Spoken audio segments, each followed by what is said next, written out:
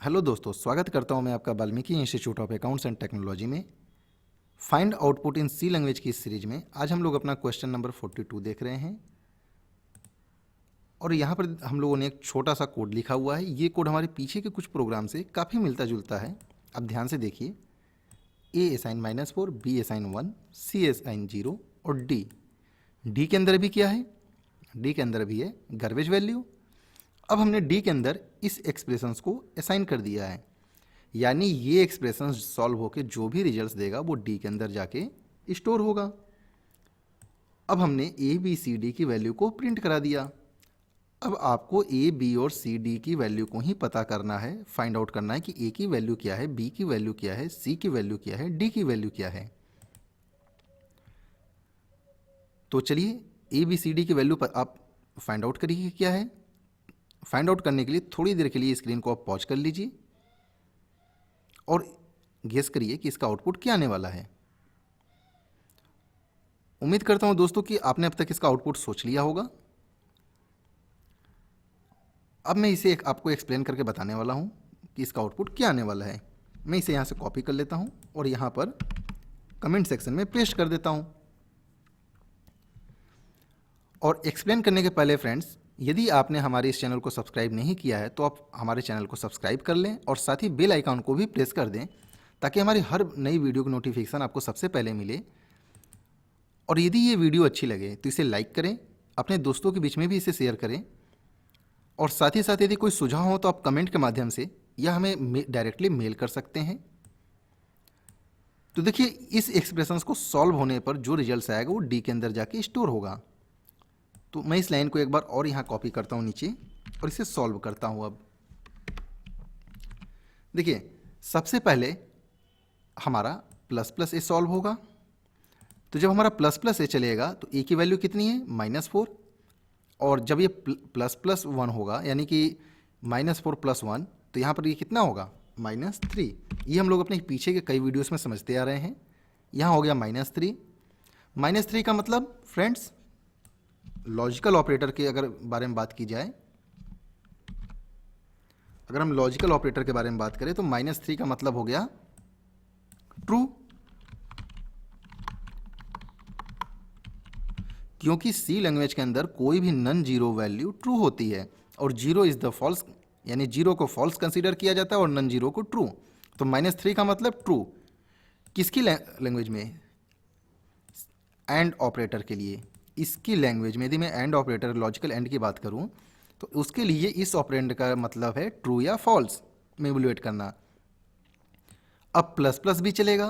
Plus plus भी मतलब B की वैल्यू 1 है, ये बढ़ के कितनी हो जाएगी? ये हो जाएगी 2। इसका मतलब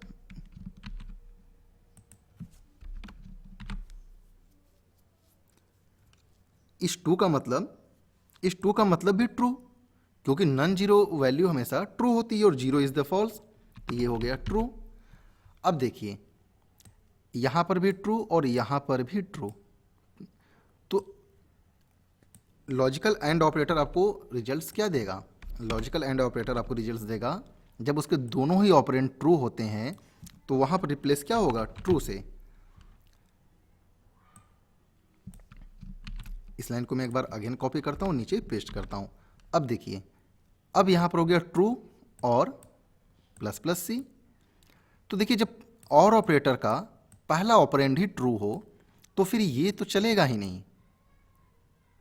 ये शॉर्ट सर्किट मेथड होता है और ऑपरेटर का और एंड ऑपरेटर का, कि यदि उसे और ऑपरेटर को पहला जो ये है ऑपरेंड वो ट्रू मिल गया तो वो दूसरे को चेक ही नहीं करेगा, ना ही उसे इवेल्युएट करेगा।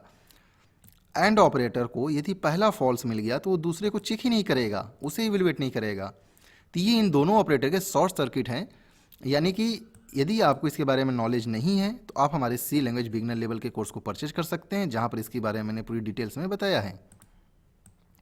अब यहाँ पर ट्रू का मतलब हो गया कि ये पूरा लाइन सॉल्व हो गया और डी के अंदर स्टोर हो गया 1,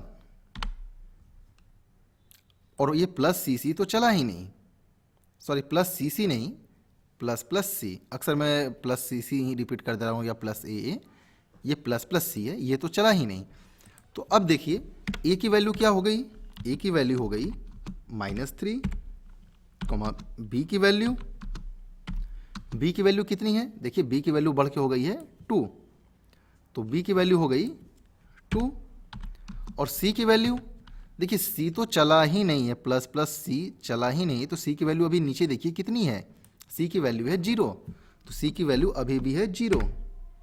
और डी की वैल्यू क्या हो गई, डी की वैल्यू हो गई 1, क्योंकि ये पूरा एक्सप्रेशन सॉल्व होकर डी के अंदर क्या स्टोर हुआ है, 1। चलिए एक बार मैं आपको इसे बिल्ड एंड रन करके दिखा देता हूं इसका आउटपुट।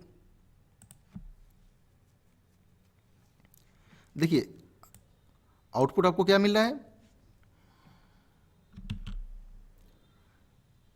-3 2 0 1। देखिए ए इक्वल -3, बी इक्वल 2, सी इक्वल 0 और डी इक्वल 1, यानी आउटपुट हमारा एकदम परफेक्ट आ रहा है, -3 2 0 और 1।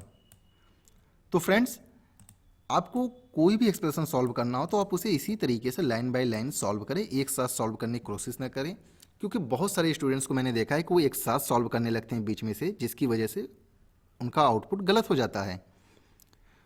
और यदि आप सी लैंग्वेज पढ़ना चाहते हैं ऑनलाइन अपने घर बैठे हुए, तो आप हमसे संपर्क करें, आप हमारे ऑनलाइन लाइव क्लासेस को ज्वाइन करें।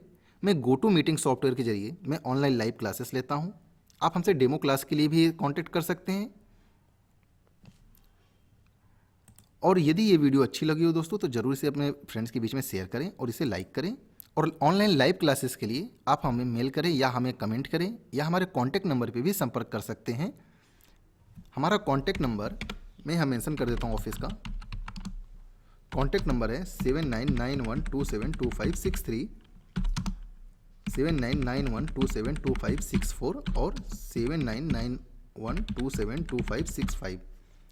ये हमारे इंस्टीट्यूट का ऑफिस का नंबर है, आप इस पर कांटेक्ट करके डेमो क्लास के लिए भी बात कर सकते हैं और आप अपने घर बैठे हुए सी लैंग्वेज सीख सकते हैं। आपको कहीं आने और जाने की आवश्यकता नहीं है और फीस भी बहुत कम है, अफोर्डेबल फीसेज हैं।